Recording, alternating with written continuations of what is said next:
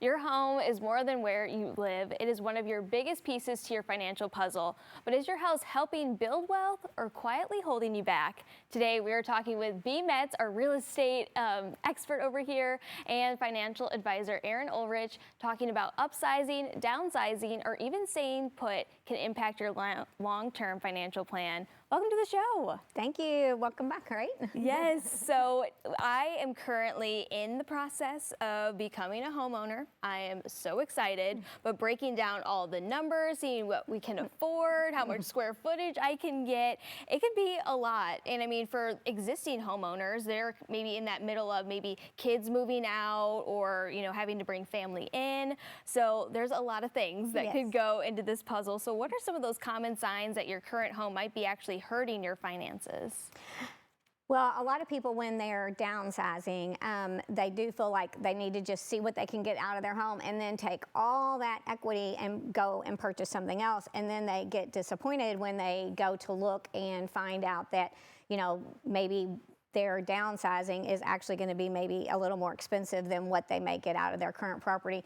But there's always alternatives. Sometimes it's better to go ahead and hold a mortgage that you can afford the payment on and take the money and invest it. And that's why they need to talk to somebody like Erin, who's going to be able to give them the best financial advice on whether or not it's the best option to take all those funds and, you know, put it on another house, or do you want to take some of it and invest it for your retirement so that you can have that, let that money grow for you rather than it sitting in your house. You've got it available to you and it's growing and making you more money. Right. I would tell you, as a young first-time home buyer, the one thing that you want to think of is, are your expenses going to go up as you live in the house? And let me, the spoiler alert, they are going to go up, right? And it's exciting to think about how much we can afford right now today. And in month one, you're thinking about that bottom line, how much can we afford?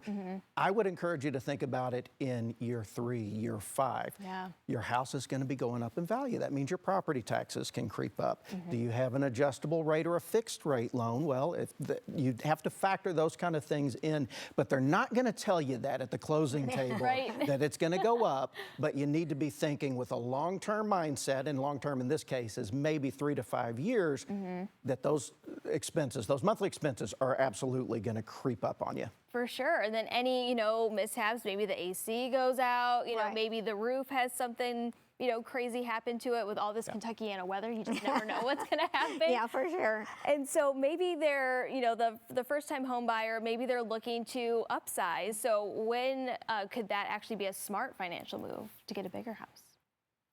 Well, as your family's growing, obviously you're going to have to look at the needs of, you know, what your family needs, and you're going to be upsizing. As, you know, as your family's growing, your income's probably growing as well. But then, like Erin said, you want to make sure that, you know, whatever you're purchasing, that you're not planning for today, that you're planning for your future. So you need to look at your full amount of what you're purchasing. You need to make sure that you know that, you know, like today your house payment is $1 amount, but in the future you are going to have additional expenses. So you need to factor all that in. That's why I feel like, you know, when I talk to clients and they're working with me, I always tell them, like, we need to look at your full financial plan and where you want to be. You know, what are you going to be able to contribute into your, you know, 401k, into your investments. You don't want to be in, you know, in your 20s, you don't think about that. Right. You're buying your first house. Even in your early 30s, you're not thinking about that. But that's why it's always good to have somebody like Erin involved, that he can help to